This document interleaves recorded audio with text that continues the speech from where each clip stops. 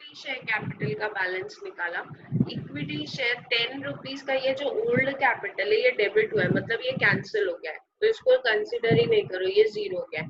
अब new capital 6 रुपए का है, तो 6 रुपीज वाला मैंने सारा शेयर कैपिटल ऐड किया, ये 6 lakh plus this 3 lakh and last में हमने शेयर इश्यू किया था 60,000 का। So total equity shares of ₹6 each is equity shares of ₹6 each fully paid up,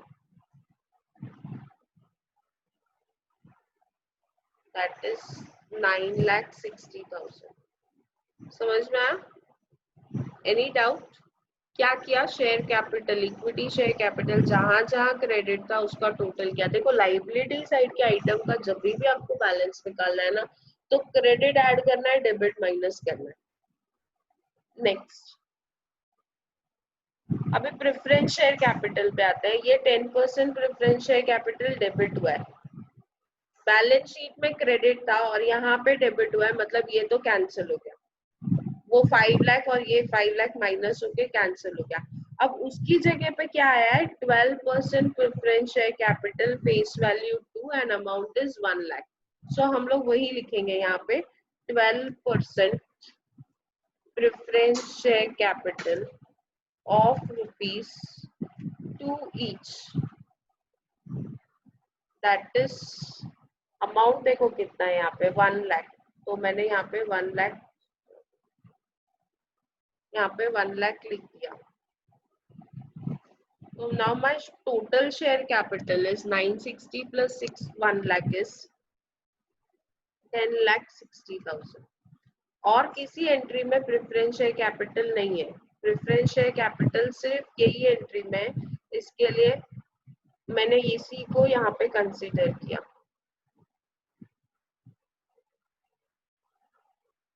समझ में आया? मतलब ये जब मैं ग्रे ग्रे इसको कलर कर रही हूँ ना, मतलब ये मेरा एंट्री करके होते जा रहा है। ओके, ये सुदर्शन, एनी डाउट पूछो। मैम वो माइनस का क्या बताया वो? क्या होता है ना, मैं आप लोगों को एक्चुअली एक चीज बताना चाहती हूँ, लास्ट टाइम भी बताना चाहती थी पर नहीं बताया। देखो प्रेफरेंस शेयर कैपिटल, ये 10% प्रेफरेंस शेयर कैपिटल यहाँ पे डेबिट है, ठीक है। ये आपके बैलेंस शीट में ये 10% preference share capital 5 lakh credit है, लाइबिलिटी साइड दिया है मतलब क्रेडिट है, ये 5 लाख क्रेडिट और ये 5 लाख डेबिट। 5 लाख क्रेडिट और 5 लाख डेबिट दोनों क्या हो जाता है, कैंसिल हो जाता है। क्रेडिट एंड डेबिट क्या होता है, कैंसिल हो गया। और liability side is always credit plus and debit minus. अभी ये preference share capital liability side का आइटम है, क्रेडिट हुआ है मतलब ऐड होगा, डेबिट हुआ है मतलब क्या होगा, माइनस होगा। सो मेरा शेयर कैपिटल क्लियर है, 10,60,000। Any doubt anyone? Reserves and surplus ये प्रॉब्लम में है नहीं, क्योंकि कैपिटल रिजर्व हमको नहीं लाया है, नहीं लाया ना, इट इज 0। तो रिजर्व एंड सरप्लस नहीं है हमारे पास, ठीक है। Then we go to long term liability, debentures. अब हम किस पे जा रहे हैं, डिबेंचर्स पे। अब आप लोगों को समझेगा जो मैं समझा रही थी। चलो देखते हैं डिबेंचर्स। आपके बैलेंस शीट में डिबेंचर्स है 10% डिबेंचर्स 2 लाख। मैंने यहाँ पे लिख भी रही हूँ, ये देखो 10%, ध्यान देना, ये 10% डिबेंचर्स 2 लाख मैंने यहाँ पे लिखा, ठीक है। अब यहाँ पे ये एंट्री पे 10% डिबेंचर्स 40,000 डेबिट हो रहा है, डेबिट हो रहा है मतलब आप उसको क्या करोगे, माइनस करोगे। क्या करोगे, ये जो डेबिट वाला फिगर है इसको क्या करना है, माइनस करना है। लाइबिलिटी अगर डेबिट होती है तो वो माइनस होती है, माइनस 40,000। अब और देखो कहीं पे तो 10% डिबेंचर्स और भी आया था। हाँ, ये यहाँ पे हम लोगों ने परसेंटेज नहीं डाला, एक्चुअली डालना चाहिए 10% का। वहां पे यहाँ पे 10% डिबेंचर्स क्रेडिट हो रहा है 1 लाख, यहाँ पे 10% डिबेंचर्स क्रेडिट हो रहा है 1 लाख। ये क्रेडिट है इसलिए क्या होगा, ऐड होगा। तो यहाँ पे मैंने क्या किया, ऐड 1 लाख लिखा। डिबेंचर्स एक जगह पे नहीं है, दो जगह पे, डेबिट वाला माइनस किया और क्रेडिट वाला मैंने क्या किया, प्लस किया। और कहीं पे है क्या डिबेंचर्स, नहीं है, तो छोड़ दो। मतलब मेरा डिबेंचर्स का अमाउंट कितना आता है, मैं debentures amount would be 2 lakh minus 40 is 1,60,000, 1,60,000 plus 1 lakh is 2,60,000। आया क्या, चेक करो, just check whether it is correct or not। समझ में आ रहा है आप लोगों को बैलेंस शीट बनाना? एक्चुअली थोड़ा इनिशियली ऐसा लगता है कि हाँ बहुत डिफिकल्ट है, बहुत टाइम कंज्यूमिंग है, लेकिन once you get used to it, कुछ नहीं है उसमें। Is that clear? समझ में आया आप लोगों को? डिबेंचर्स का मैंने बैलेंस कैलकुलेट किया, ये 2 लाख मैंने बैलेंस शीट से लिया, उसमें जो डेबिट हुआ था वो माइनस किया और क्रेडिट हुआ था वो ऐड किया। Now let us come to creditors. Sundry creditors 2 lakh balance sheet में दिया है, मैंने यहाँ पे sundry creditors trade payables 2 lakh लिखा। अब मेरी एंट्री में देखो क्रेडिटर्स को क्या किया गया है। क्रेडिटर्स पूरा डेबिट हुआ है 2 lakh. Trade payable that means creditors, creditors balance sheet, ये जो 2 लाख मैंने जो लिया वो बैलेंस शीट का है, और उसमें से ये जो एंट्री में डेबिट हुआ है उसको माइनस किया 2 लाख। सो मेरा क्रेडिटर्स कितना हो गया, नील हो गया। आपको पता है नील क्यों हुआ, क्योंकि क्रेडिटर्स सेटल हो गया था, आपकी एंट्री में दिया था ना क्रेडिटर्स वे सेटल्ड, सेटल हो गया मीन्स क्रेडिटर्स का बैलेंस आएगा ही नहीं, it has to be nil. Next,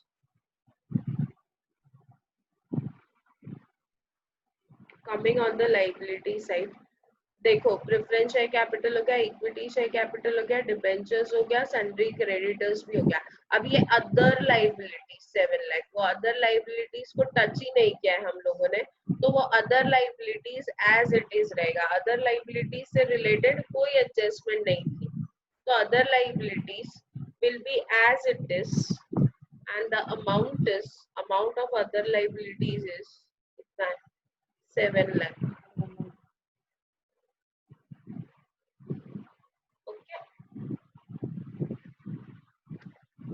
Now coming on the asset side, asset side में गुडविल राइट ऑफ कर दिया, छोड़ दो। Land and building is your tangible asset, land and building, tangible fixed asset में land and building, land and building की revised value आपको दी है, देखो एडजस्टमेंट, लैंड एंड बिल्डिंग की रिवाइज्ड वैल्यू कितनी है, 12 लाख, तो मैं डायरेक्टली लिख दूंगी land and building 12 lakh.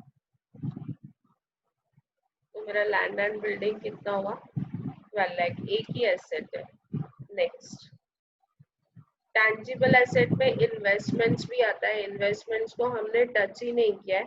Investment also comes in fix asset, वहां पे फिक्स एसेट में मैंने लिखा investments,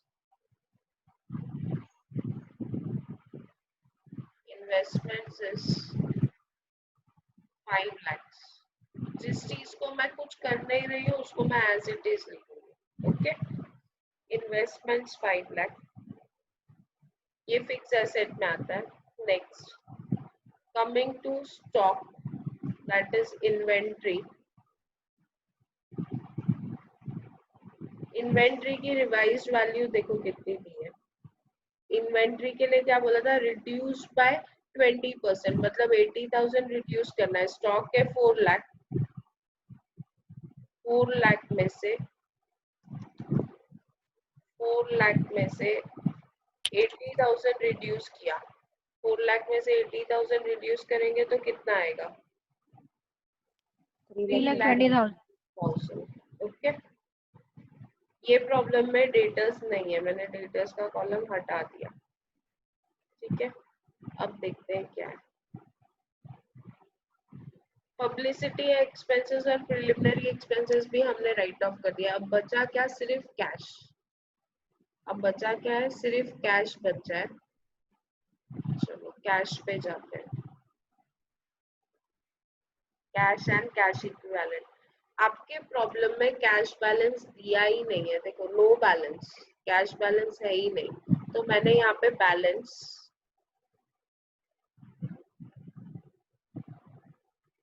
balance as per balance sheet, जो आपको बैलेंस शीट दी हुई है, balance as per balance sheet it is 0, है ही नहीं।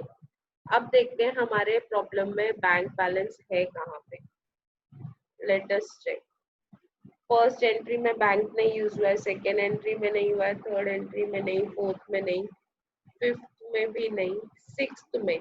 क्रेडिटर्स टू बैंक पेमेंट किया है, creditors to bank we have made payment, creditors को हमने पेमेंट किया है, ये देखो टू बैंक 60,000। तो मैंने यहाँ पे लिखा less paid to creditors 60,000। Okay,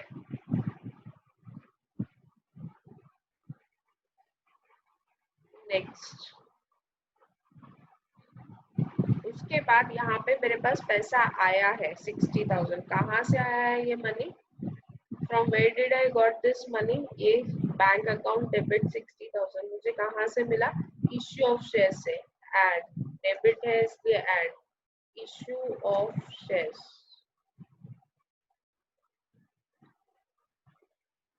60,000।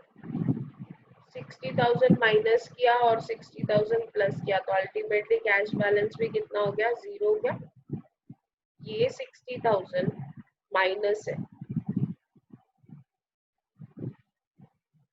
और नीचे वाला 60,000 इशू करके कैश मिला प्लस है, तो अल्टीमेटली -60 और +60 is 0। Okay, now let us put this things in our balance sheet. चलो बैलेंस शीट में डालते हैं।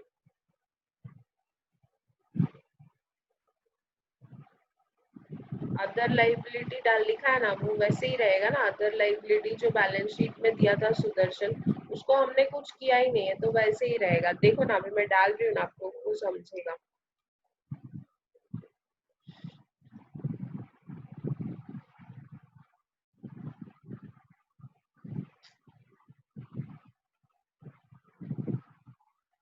अभी रिजर्व्स एंड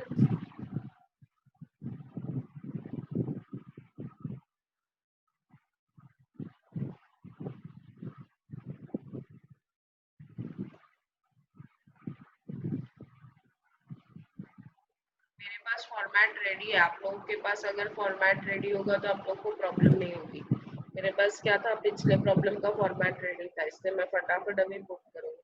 शेयर कैपिटल का अमाउंट है 10,60,000, ये देखो यहाँ पे है। Share capital is 10,60,000। तो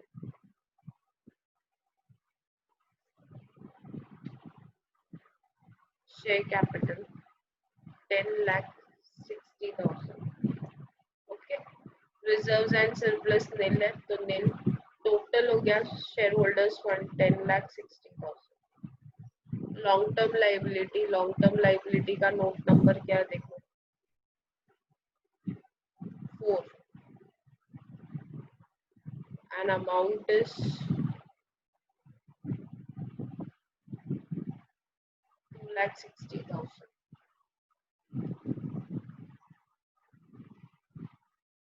2,60,000। ओके, ये प्रॉब्लम में अदर ट्रेड पेबल्स है। ये प्रॉब्लम में आपके पास ट्रेड पेबल्स है विच इज नील। उसका आपने नोट बनाया, नोट नंबर 5, वो नील है तो नील लिख दिया। देन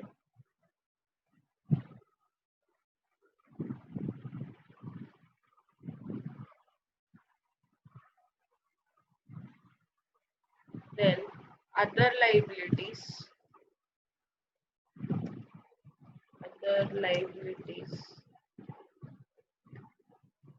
other liabilities का हमने नोट बनाया है।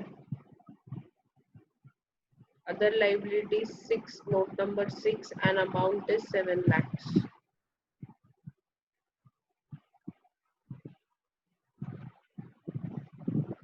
so now my total liability is, चलो देखते हैं कितना total liability.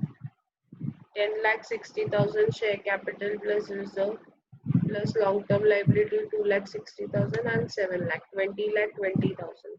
tangible asset that is land and building उसका नोट नंबर है 7, amount is 12 lakh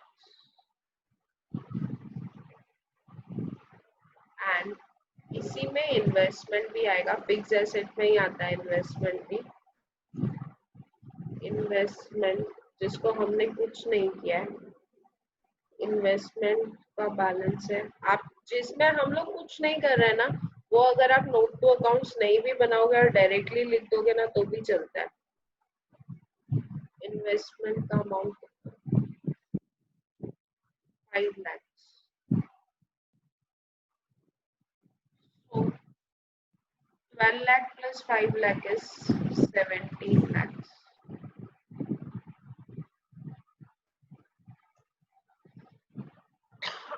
Inventories, note number 8, 9. Inventory is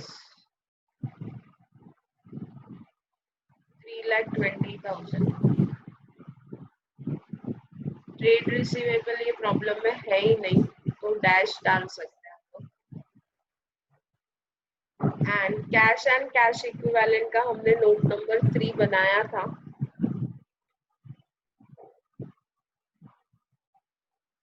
ये रहा कैश एंड कैश इक्विवेलेंट, लेकिन उसका बैलेंस क्या आया, नील आया, तो नील आया तो छोड़ दो। Finally total is how much, total of fixed asset plus inventory is 20,20,000। Same आया क्या चेक करते हैं, यस इट इज सेम। समझ में आया, बैलेंस शीट चालू हो गई। सिर्फ आपको एक लॉजिक याद रखना है, बैलेंस शीट जब आप करते हो ना, लाइबिलिटी साइड है तो credit plus debit minus, asset side है तो उल्टा debit plus credit minus. This is what we do when we prepare balance sheet.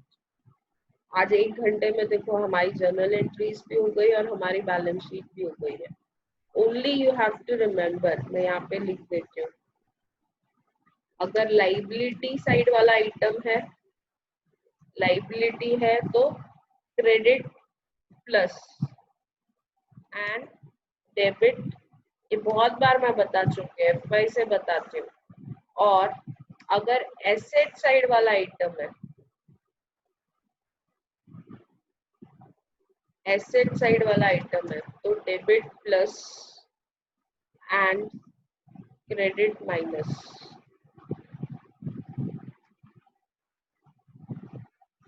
ये बेसिक फंडा है बैलेंस शीट बनाते हुए। ये अगर आप लोगों ने याद रख लिया तो नथिंग इज देयर जो आप लोग को नहीं आएगा।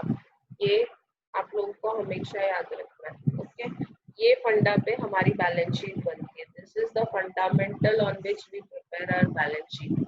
लाइबिलिटी साइड के आइटम में credit plus debit minus, asset side के आइटम में debit plus credit minus, that's all. Is it clear, समझ में आया? Any doubt, anyone? Yes, please. If you have any doubt, post it on a chat box or unmute yourself and ask. Note to accounts नहीं बनाया तो चलता है क्या? चलेगा, कैपिटल रिडक्शन में चलेगा, लेकिन आपको पता है इंटरनल रिकंस्ट्रक्शन में बैलेंस शीट को कितने मार्क्स है? नहीं, सिर्फ बैलेंस शीट को ही मार्क्स है, जनरल एंट्रीज को मार्क्स ही नहीं है।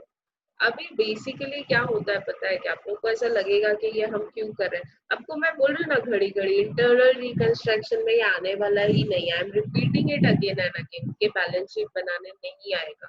ये बैलेंस शीट मैं इसलिए बनवा रही हूँ ताकि you get practice to do final accounts. Final accounts में एक प्रॉब्लम आता है जिसमें सिर्फ बैलेंस शीट बनानी होती है 20 मार्क के लिए। I want you all to cover up marks there. तो यहाँ से आप थोड़ा थोड़ा सीखोगे ना, वहां पर जाते जाते आप परफेक्शन तक पहुंच जाओगे। Are you getting it? So don't get afraid. आप लोगों को ना बैलेंस शीट नहीं आएगी, ये नोट टू अकाउंट्स आएगा, उसमें share capital, reserves and surplus and cash equivalent, इतना ही आएगा। So don't worry about it. Note to account नहीं बनाया तो नहीं चलता है, डायरेक्ट बैलेंस शीट बनाया तो ओके है क्या? अगर पेपर में बैलेंस शीट पूछी है और आपने डायरेक्ट बैलेंस शीट बनाई संदेश तो चलेगा, लेकिन अगर पेपर में पूछा ही नोट टू अकाउंट से तो आप बैलेंस शीट क्यों बनाओगे? मैं घड़ी घड़ी ये बात बोल रही हूँ कि पेपर में नोट टू अकाउंट आएगा, बैलेंस शीट नहीं आएगी। आपको शेयर कैपिटल का नोट बनाने आना चाहिए, आपको रिजर्व्स एंड सरप्लस का नोट बनाना आना चाहिए, और कैश एंड कैश इक्विवलेंट्स। ओके, अगर पेपर में बैलेंस शीट पूछी है और आपने नोट टू अकाउंट्स नहीं बनाया, इंटरनल रिकंस्ट्रक्शन में चलेगा, you will get full marks. Okay, but there are very rare chances कि आपको इंटरनल रिकंस्ट्रक्शन में बैलेंस शीट आए। हाँ, ऊपर नीचे कुछ भी चलता है, कोई प्रॉब्लम नहीं है। नोट टू अकाउंट्स आप कैसे भी बना सकते हो, देयर इज नो कंपलसरी वे के पहला नोट यही होना चाहिए, दूसरा यही होना चाहिए, ऐसा कुछ नहीं, कैसे भी बनाओगे चलेगा, but you have to prepare. और बैलेंस शीट सीख जाओ, this will help you throughout the year. सिर्फ अभी के लिए नहीं है, ये बैलेंस शीट सीख गए ना, अभी इंटरनल रिकंस्ट्रक्शन में it is quite simple. If you learn this balance sheet, it will be helpful to you throughout the year। पूरे साल काम में आने वाला है ये, यही चैप्टर में नहीं काम में आने वाला है, अभी हर चैप्टर में बैलेंस शीट है। Okay, so I think we are done. Homework तो कुछ ट्राई करोगे आप लोग?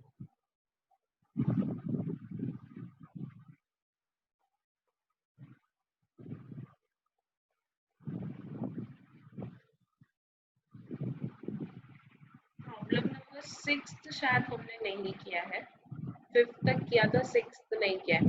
Problem number 6 is homework. Balance sheet नहीं बनानी है, सिर्फ जर्नल एंट्रीज और कैपिटल रिडक्शन अकाउंट बनाना है। ये उसमें पूछा भी जर्नल एंट्रीज ही है। अगर कोई एंट्री नहीं आई तो आप मेरे से पूछ सकते हो। फोरगॉन का मतलब होता है वेव ऑफ करना, कैंसिल करना, मतलब ये प्रॉफिट है। लाइबिलिटी अगर फोरगो हो रही है मतलब प्रॉफिट है, कैपिटल रिडक्शन अकाउंट में क्रेडिट होगी। So can we my wind up with the lecture? Ma'am एक मिनट। हाँ, मैं बोल रही थी वो फॉरगेन मतलब वेव ऑफ करते ना। फॉरगॉन का मतलब होता है कैंसिलेशन। हाँ, तो प्रॉफिट हुआ तो हम रिकॉर्ड करते हैं कि नहीं करते? रिकॉर्डेड लाइबिलिटी फोरगो होगी तो रिकॉर्ड करेंगे ना। Creditor is a recorded liability, recorded liability forgo हुई मतलब क्रेडिटर्स में मेरे को प्रॉफिट हुआ, creditors account debit to capital reduction. ठीक है, ओके मैम, क्योंकि ना फिर ना वो रॉन्ग आया था मेरा आंसर, मैंने ना रिकॉर्डेड लिखा था तो फिर। नहीं, आप कौन सी लाइबिलिटी ले रहे हो उस पर डिपेंड करता है। विच ओके, वो लाइबिलिटी? कॉन्टिजेंट लाइबिलिटी थी तो नहीं रिकॉर्ड करेंगे उसे। कॉन्टिजेंट लाइबिलिटी अनरिकॉर्डेड है, तो वो फोरगो होगी तो प्रॉफिट ही नहीं होता है ना। Okay So I think we are done with the lecture. Problem number 6 is homework. Try खाली जर्नल एंट्रीज ही करनी है, और हो सका तो नोट टू शेयर कैपिटल करो। Try note to share capital. Tomorrow we'll discuss this problem and we'll move ahead. Chalo, all the best. Have a nice day, great day. Thank you very much. See you all tomorrow. अच्छा, tomorrow there is a holiday on account of Janmashtami. कल दहीहंडी है ना शायद, तो because of that there is holiday I think. अगर नहीं भी है तो tomorrow I am not taking lecture. I will be taking lecture on Thursday directly. Okay. See you all. Bye. Take care. Ma'am recording send कर देना।